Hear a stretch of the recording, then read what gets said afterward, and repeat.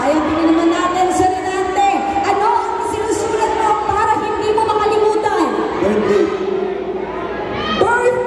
Birth date? Survey says, wala pa rin. Let's move on to our next player. Ano po ang isinusulat mo para hindi mo makalimutan? Mga assignments. Assignments! Meron ba? Wala. Ayan.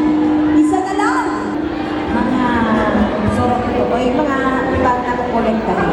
Mga utang na kukolektahin. Meron ba? Correct! 25 points! Sigurado magagalit ang customer kapag nauubusan ng alin. Resibo. Kapag nauubusan ng resibo. Meron ba? Wala pa rin. Sa kabilang grupo, Ma'am Jorlyn. Ulam. Ulam! Meron ba? Correct! Pag nauubusan ng plato. Ng plato? Meron po ba? Wala! Alright, and so, the scores ay napunta po sa ating black mamba. Pwedeng English o Filipino magbigay ng bahagi ng katawan na nagsisimula sa letter S. Yes, Vice Mayor? Spine! Meron ba? Services! Wala! VM! Siyempre! So, Yisrael! Siko.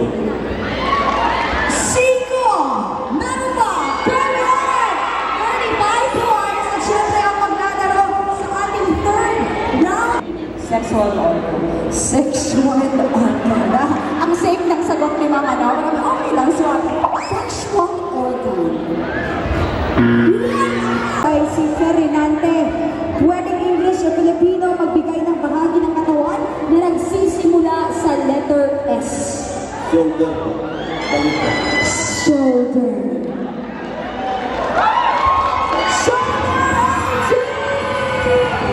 Alright.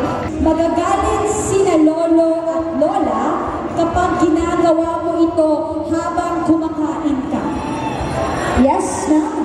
Sasalita. Nagsasalita. Meron po ba? Alright, congratulations! And this round ay paglalaro, play or pass? Play! Let's go!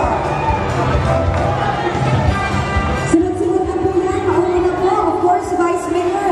Magagalit sina lolo at lola kapag ginagawa mo ito habang kumakain. Nagsa-cellphone! Correct! 19 points. Magagalit si lolo at lola kapag ginagawa mo ito habang kumakain sa Renante. Naglalaro. Naglalaro! Correct! Magagalit sila lola at lola kapag ginagawa mo ito habang kumakain ka. Ano po yun? Natutulog. Natutulog. Susunod, magagalit sila lolo at lola kapag ginagawa ito habang kumakain. Ma'am Ernie, Sasayaw. Sasayaw. nagsasayaw habang kumakain. Meron ba? Wala! Magugulat ka kapag sinabi ng anak mo na siya ay... Wala pong mic, wala pong mic. Buntis. Buntis. Sports na dalawa lang ang naglalaban. Tama? Tama? Tama. Wala.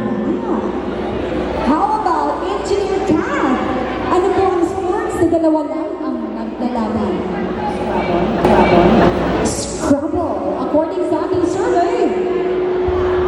Wala din. Ako isa na lang ang candy. Dart. Dalawa lang ang naglalaban. Wala. Madalas na binibenta ng mga online sellers sa Facebook. Cellphone case. Cellphone case. Cellphone case. Mayroong cellphone. Wala. Ma'am Elsa, ano ang mga madalas na binibenta ng mga online sellers sa Facebook? Pagkain. Pagkain. Pagkain. Meron